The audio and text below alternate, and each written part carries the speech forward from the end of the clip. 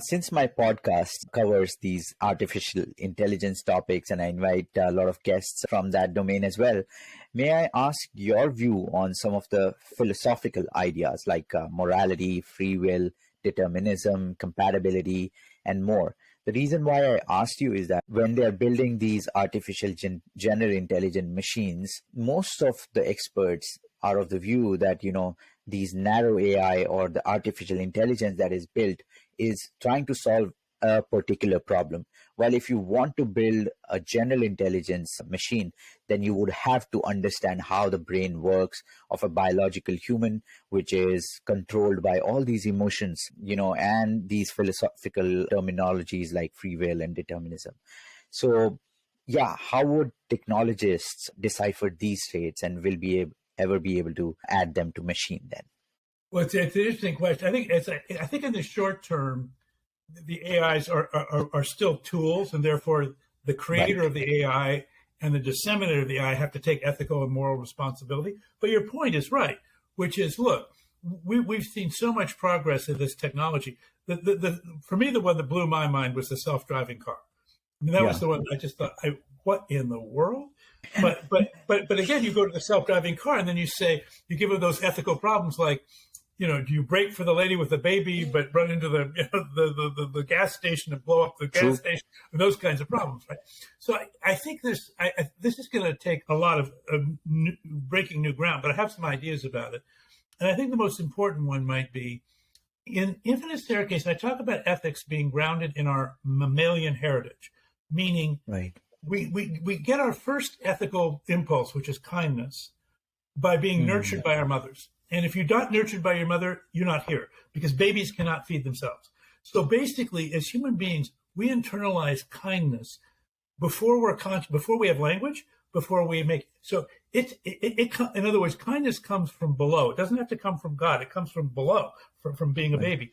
So my point about that is, AI doesn't get nurtured. No. So AI is much more like a reptile than a mammal. So, and if you think about reptiles are much harder to have ethical interactions with than mammals. Your dog knows when your dog's done a bad thing. Right. But if you had a snake, your snake would not know that. And so I think one of the challenges is going to be, how can you, and so what people are going to try to do is create a reptilian morality, right? I mean, but with rules and with principles and whatever.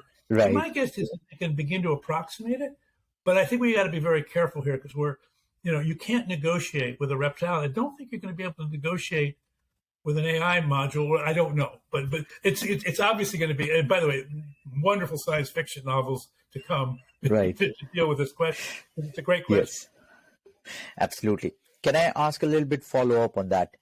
In your opinion, what will the future hold for humans? Do you think that we are already sort of a cyborg, as Elon Musk says, and we always have these devices with us that can be read by Facebook, Google, everybody. So our lives are not private anymore, and we are sort of supporting that technology, and it's always living with us all the time.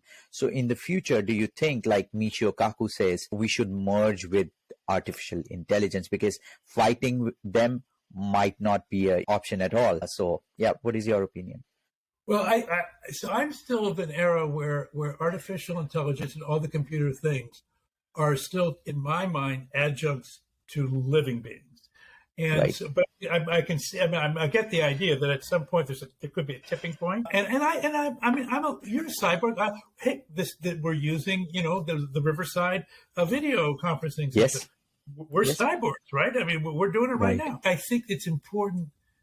This is where I think vision and values, not just for companies, but for individuals, for societies, are so important, because at the end of the day, we want to live in service to something. And my anxiety about the cyborg model is, I know that mammals will live in service to something that will be mammalian and at some level will be universal, because we're all mammals.